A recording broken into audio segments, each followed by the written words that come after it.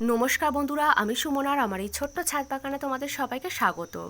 আর এই কামরাঙা গাছটাতে কি পরিমাণে ফুল এসেছিল আর সেই ফুল থেকে ফলও ধরেছিল কত বড় বড়, সেটা তো তোমাদের সঙ্গে শেয়ার করেছিলাম। আর এখন দেখো সমস্ত ফল ঝরে গিয়েছে এই একটা কামরাঙা গাছের মধ্যে রয়েছে।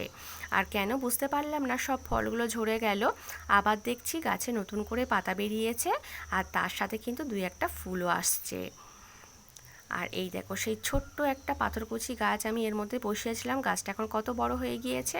আর এই গাছটা আমি কিন্তু একটা পাতা থেকে তৈরি করেছিলাম, এই যে পাতার সাইডে খাঁজ হয়ে রয়েছে ওখান থেকেই চারা হয়েছিল।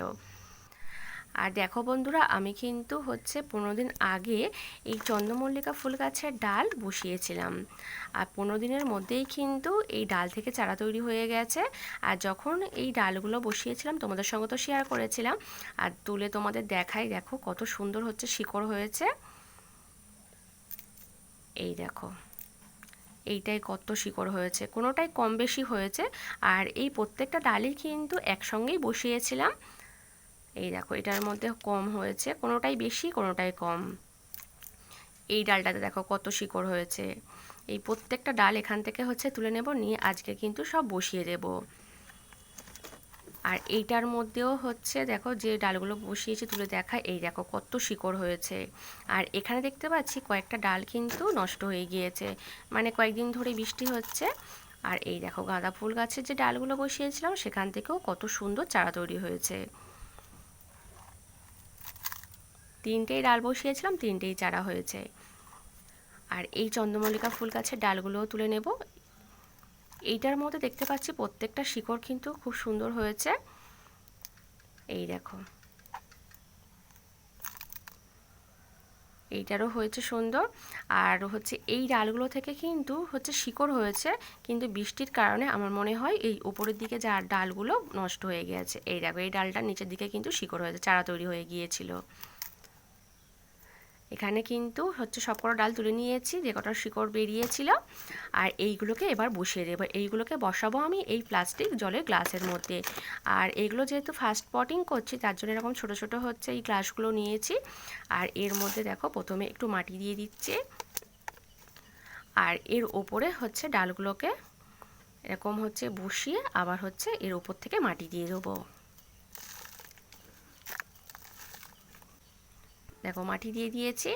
আর এরকমভাবে যে কটা গাছ রয়েছে প্রত্যেকটা আমি গ্লাসের মধ্যে বসিয়ে দেব। আর প্রত্যেকটা গ্লাসের তলায় কিন্তু ছিদ্র করা রয়েছে। এখানে দেখো যে কটা চারা গাছ হয়েছিল প্রত্যেকটা আমি কিন্তু বসিয়ে দিয়েছি। আর এইগুলোর মধ্যে এবার একটু জল দিয়ে দেব, যেহেতু মাটিটা একদম শুকনোই রয়েছে।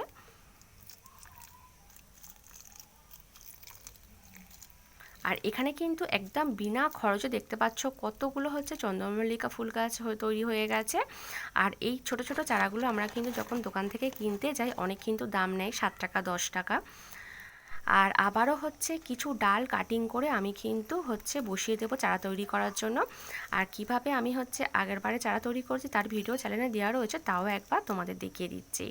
এরকম মাদার গাছ থেকে আমি কয়েকটা ডাল কেটে নিয়েছি। আর এই ডালের নিচের দিকে যে পাতাগুলো রয়েছে কিছুটা কেটে দেব, তাহলে খুব তাড়াতাড়ি ডালগুলোতে শিকড় চলে আসবে। আর পাতা বেশি থাকলে ডালের মধ্যে শিকড় আসতে একটু সময় লাগে। দেখো সব নিচের দিকে যে পাতাগুলো ছিল সব কেটে দিয়েছি। আর এখানে আমি নিয়েছি রুট হরমোন।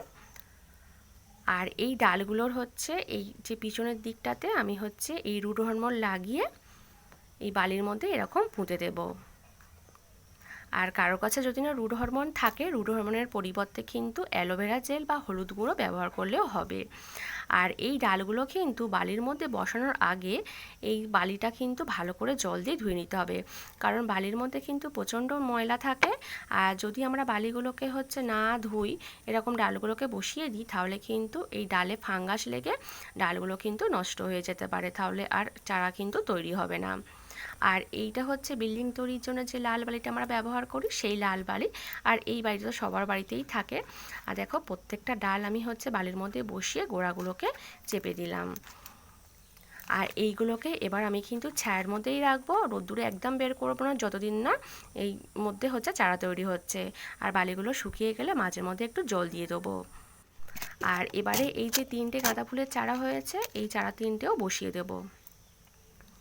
আর এই কৌটোগুলোর মধ্যে দেখতে পাচ্ছ তলায় দিয়েছি বালিচালা নুড়ি, নুড়িটাও কিন্তু ভালো করে ধুয়ে নিয়েছি। আর এর মধ্যে দেখো প্রথমে মাটি দিয়ে দিলাম, আর এবারে চারাটাকে বসিয়ে ওর ওপর থেকে আবার মাটি দিয়ে দেবো। আর যে কোনো চারা গাছ কিন্তু ছোট ছোট জায়গার মধ্যে বসালে খুব তাড়াতাড়ি গ্রোথ হয়। আর একেবারে ছোট চারা বড় জায়গার মধ্যে বসালে হচ্ছে গাছের গোড়ায় কিন্তু জল জমে হচ্ছে আবার গাছগুলো নষ্ট হয়ে যায় অনেক সময়। আর দেখো চারা গাছগুলোকে বসিয়ে জল দিয়ে দিলাম। আর এই গাঁদা ফুলের গাছ আর চন্দ্রমল্লিকা ফুলের গাছগুলোকে বড় গাছের নিচে ছায়ার মধ্যে এখন 3 থেকে 4 দিন রাখবো, তারপরে রোদ্দুরের মধ্যে বের করব। আর বালির মধ্যে যে চন্দ্রমল্লিকা ফুল গাছের ডালগুলোকে বসিয়েছি ওইগুলোকে কিন্তু একদমই ছায়ার মধ্যে রাখবো যতদিন না হচ্ছে ওখান থেকে চারা তৈরি হচ্ছে। তোমরাও কিন্তু একদম বিনা খরচে এরকম চারা তৈরি করতে পারো নিজেরাই। আর এই লঙ্কা গাছের বেডটার মধ্যে কয়েকদিন আগে আমি হচ্ছে দোপাটি ফুলের বীজ ছড়িয়েছিলাম, আর সেই বীজ থেকে দেখছি অনেকগুলোই কিন্তু চারা উঠেছে, আর কয়েকটা এখনও উঠছে। এটার মধ্যেও বীজ দিয়েছিলাম, একটা চারা উঠেছিল তোমাদের দেখিয়েছিলাম, এখন কিন্তু অনেক বেরিয়েছে। আর এই দেখো বৃষ্টির জল পেয়ে অপরাজিতা ফুল গাছগুলো কত বড় হয়েছে। আর এই